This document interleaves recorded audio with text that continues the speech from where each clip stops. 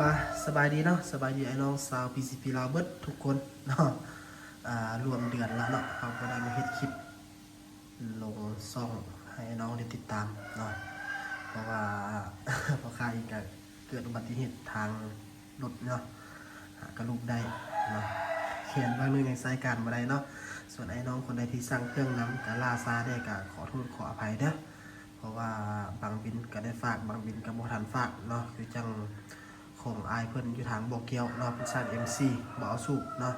คันไอเห็นคลิปวิดีโอนี้แล้วก็ขอโทษขออภัยหลายๆเนาะที่มันบ่ทันแล้วก็ล่าช้าไปเนาะวันนี้ ลูกได้แล้วกลับมาเฮ็ดคลิปนะมาบริการไอ้น้องคือเก่าอะไรเนาะเครื่องทานเฮายังมีเบิดทุกรุ่นเด้อยังมีครบเบิดทุกรุ่นเนาะมีครบเบิดตั้งแต่ MC K2 Tactical Factor แล้วก็ Top A Dragon 09 M3 Terminator เนาะว่ามีครบเนาะมื้อนี้เนาะเอาสมาคลิปรีวิวเนาะ2รุ่นคร่าวๆที่ไอ้น้องไซส์เอาไลน์เนาะแล้วก็ได้ขายดีกว่ามูนั่นก็คือ K2 เนาะแล้วก็ MC แล้วก็ฟักตองแต่ว่า MC หาบ่ได้เอาขึ้นมาได้นะตัวนี้เป็นงานใช้งอนเด้อเป็น K2 เนาะ K2 เป็นวาล์วซาวซี่เวียนเนาะถังอะลู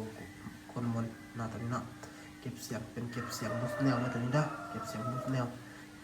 ลำเป็นลำ PK เนาะวาล์วเป็นวาล์วซาวซี่เวียนวาล์วสเก็ตเนาะสายคอต่อซาวซี่เวียนเนาะตัวนี้เนาะตัวนี้บรวมกองบรวมสุกแล้วแม่น6 ล้านปลายแล้วนึงเด้อ6 ล้านปลายแล้วนึง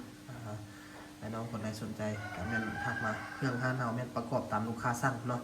ลูกค้าบอกเอากล้องบอกเอาด้วยแบบใดเนาะหรือว่าอยากเอากล้องบีทเอาทางคาร์บอนใส่เนาะแม่นให้ติดต่อมาแล้วเขาสิหักลบตามราคาสินค้าให้เนาะส่วนบอกที่ 2 เป็นฟักต่อได้ตัวนั้นเด้อฟักต่อเนาะฟักต่อถังคาร์บอนวาล์วสเก็ตเนาะคลิปมือเป็นคลิปมือใหม่เด้อตัวนั้นเด้อคลิปมือใหม่เนาะ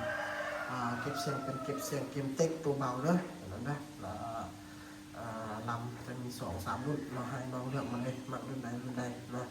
ส่วนราคาจะรุ่นกันดำเล็กดำน้อยเนาะบอกนั้นกองเราเป็นกองดิสคัฟเวอรี่ตัวนั้นเด้อกองดิสคัฟเวอรี่ตัวนั้นครบสุดแล้วแม่นรวมกองรวมสุดแล้วแม่น11 ล้านทวนเลยตัวนั้นเด้อเครื่องนั้นเราแม่นรับประกัน1 ปีเต็มเด้อเฉพาะลำเด้อเอาไปยิงรูมสามารถเปลี่ยนได้เนาะเฉพาะงานเวียดเนาะส่วนอะไรอื่นๆแล้วแม่นรับประกันให้6 เดือนเนาะแล้วสิ่งอันใดที่ทางโรงงานหรือว่าบริษัทก็จะบ่เข็มให้เขาจะบ่เข็มให้ลูกค้าได้น้องเด้อยกตัวอย่างแม่นวาล์วบ่สูบบ่สิเนาะแม่นทางโรงงานก็จะบ่เข็มเฮาแต่ว่าลูกค้าเอาไปใช้ภายในอาทิตย์1-2 อาทิตย์มีปัญหาอันนี้สามารถแก้ไขได้เนาะตัวนี้เนาะ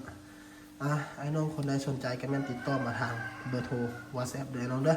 เบอร์โทรตัวนั้นเนาะ02097548182เนาะเบอร์ตัวนั้นเลยเนาะให้น้องโทรมาติดต่อมาเนาะแล้วเขาจะแนะนำให้เนาะนอกจากรุ่นนี้แล้วก็ยังมีรุ่นอื่นๆที่เขากล่าวไปคันบางตัวนั่นแหละเนาะบ่สิเป็น MC คือว่ามีครบเลยเนาะมีครบเลยตอนนี้ก็ฮอดฤดูเนาะฤดูนกฤดูสัตว์แล้วเนาะมักไม้นกกินมักไม้นกเจ้านกเหลืองก็บางเขตก็เริ่มลงมาละเนาะไอ้น้องคนใดสนใจก็แม่นหยิบเอาตอนที่เครื่องยังหลายเนาะเพราะว่าฮอดฤดูมันมาเต็มๆแล้วก็เครื่องเขาก็จะอึดเนาะคันว่าสิเอาก็แม่นให้แนะนำเอา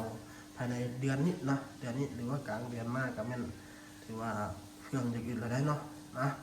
ไอ้น้องคนใดสนใจก็แม่นให้ติดต่อมาเด้อติดต่อมาทางเบอร์ WhatsApp เนาะส่วน